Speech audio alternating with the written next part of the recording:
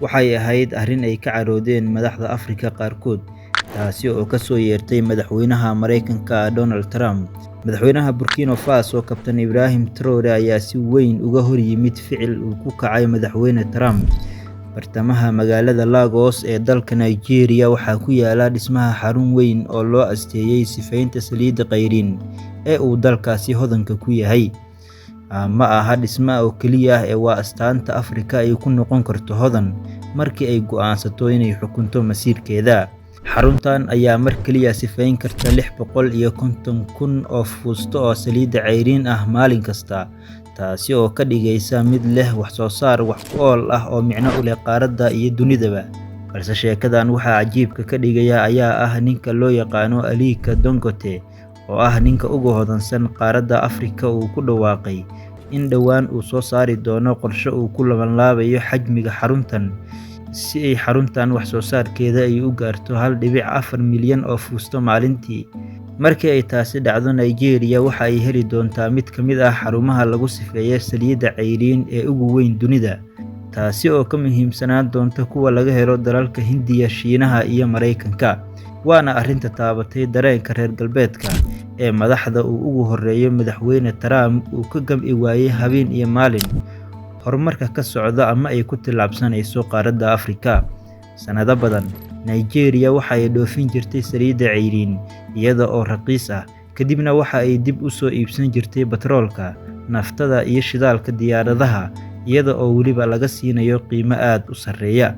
Sidaas oo ay tahayna waxaa xisaabta ku darsataa in dalkani uu hodan ku yahay saliidda, haddana waxa uu wajahayay caqabado aad u badan oo ay ka mid yihiin shidaal yari. Waxa ay reer galbeedka arrintaasi u ahayd naruuro iyo farxad si ay u go'aamiyaan amaba ay u qaybsadaan kheyraadka Afrika, taasi oo ah nuuc ka mid ah addoonsiga casriga ah ee dhaqaalaha.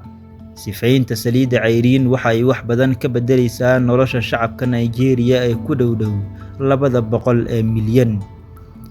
Waxa ay ka dhigan tahay in Nigeria ay sifayn karto saliiddeeda, abuuran karto shaqooyin iyada u gaar ah, sidoo kalena aysan marti ka noqon karin kheyraadkeeda. Dalka Burkina Faso ayaa ahaa dalkii ugu horreeyay ee si cad isaga diiday heeryada gumaysiga casriga ah ee iska daabulin jiray kheyraadka dabiiciga ah ee dalkaasi Alla ku manaystay. Isbeddelka lama filaanka ah iyo hanjabaadda Trump ayaa timi xilli Nigeria ay ku jirtay olole lagu horumarinayo sifaynta saliidda cayriin.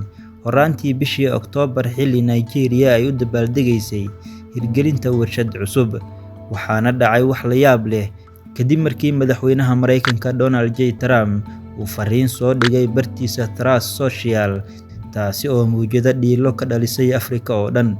Waxa uuna sheegay in Nigeria ay ku socoto xasuuq ka dhan ah Masiixiyiinta, waxa uuna caddeeyay in Mareykanka uu jari doono dhammaan gargaarka iyo deeqaha caalamiga ah ee uu siiyo.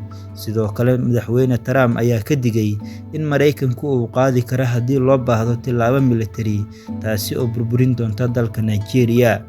Madaxweyne Trump ayaana adeegsaday ereyo badan oo abuuraya nacayb, kuwaasi oo muujinaya sida uu uga soo horjeedo horumarka qaaradda iyo shacabka ku noolba. Waxa uuna hadalkaas ka soo yeeray madaxweynaha Mareykanka ee Trump uu taabtay madax badan oo hogaamiya qaaradda Afrika, kuwaasi oo ku tilmaamay habdhaqanka madaxweyne Trump inuu yahay mid aan qurux badnayn, isla markaana uu ka soo horjeedo horumarka qaaradda. Madaxweynaha Burkina Faso Ibrahim Traore ayaana si weyn uga hor yimid waxa uu ku kacay madaxweyne Trump, waxa uuna ugu baaqay in ay iska celiyaan cid kasta oo faragelin ku samaysa siyaasadda iyo masiirka dalkooda.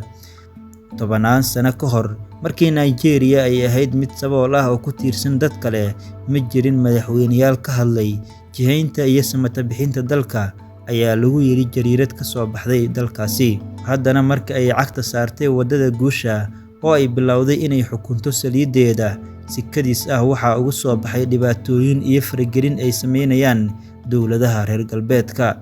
Si loo fahmo runta, ayaa lagu yiri, waa in si qoto dheer aynu u eegnaa waxa ka baxsan ereyada Trump. Rabshadaha Nigeria shalay ma aysan bilaaban. Kooxaha sida Boko Haram waxa ay argagax geliyaan bulshooyinka ku nool dalka Nigeria ilaa 2009, waxayna dileen kumanaan dad ah oo aan waxba galabsan, iyaga oo isugu jira Masiixiyiin iyo Muslimiinba. sida uu sheegay qareen u dooda xuquuqda aadanaha oo u dhashay dalka Nigeria. Waxa uu sheegay in kooxaha Boko Haram ay weerareen in ka badan 83 kaniisadood, sidoo kalena ay weerareen 72 masaajid, kuwaasi oo ay ku dileen in ka badan 2,000 oo muslimiin ah ilaa iyo 1,500 oo masiixiyiin ah. Tirakoobyadaan waxa ay caddaynayaan in Boko Haram aysan dagaal diimeed oo keliya aysan ku jirin, ee sidoo kale ay ku jiraan burburin. Haddana fariinta madaxweyne Trump waxa ay muujinaysaa inay tahay mid ka fog xaqiiqada, taasi oo uu ku banaysanayo dhiigga malaayiin qof oo Nigerian ah. Marka dib loo eego taariikhda, waxaa jira dalal badan oo caalami ah oo maanta la daalaa-dhacaya dhibaatooyinka iyo faragelinta reer galbeedka, sida dalka Liibiya oo markii Muammar al-Gaddafi uu rabay inuu sameeyo lacag ka dhexaysa qaaradda Afrika, sida la sheegay waxaa weeraray ama weeraro iyo duqeymo ka geystay xulafada NATO. Ciraaq, markii Saddam Hussein uu soo jeediyey in saliidda lagu iibiyo lacagta yuurada beddelka doolarka, Mareykanka ayaa ku duulay.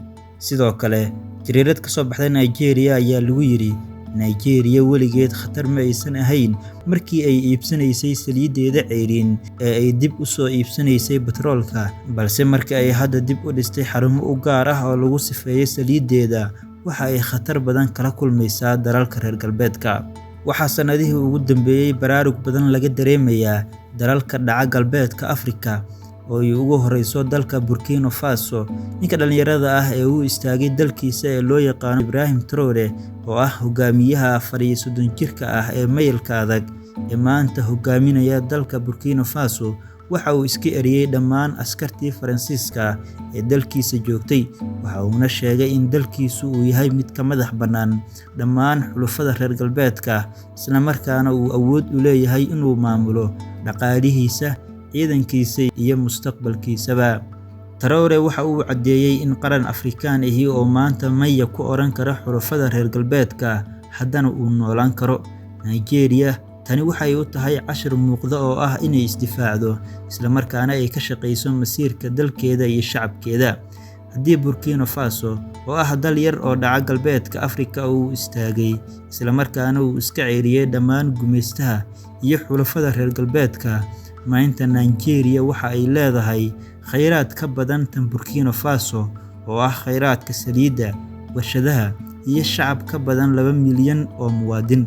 Waxa uuna Trump si cad ugu soo duulay qaaradda Afrika, isaga oo dalkiisa ka soo musaafurinayo dadka magangelya doonka ah ee sida sharci darrada ah ku galay Mareykanka. Madaxweyne Trump ayaana si cad ugu jeesjeesay dalal badan oo dhaca qaaradda Afrika oo ay ka mid tahay Soomaaliya, kuwaasi oo uu ku tilmaamay kuwa liita oo aan wax la qaybsan karin dhigooda. Daawade, haddii aad halkan nala soo gaartay muuqaalka like saar oo ka mid noqo asxaabta nagu xiran, waxaynu halkan ku soo gudbin doonaa muuqaallo iyo sheekooyin xiiso badan.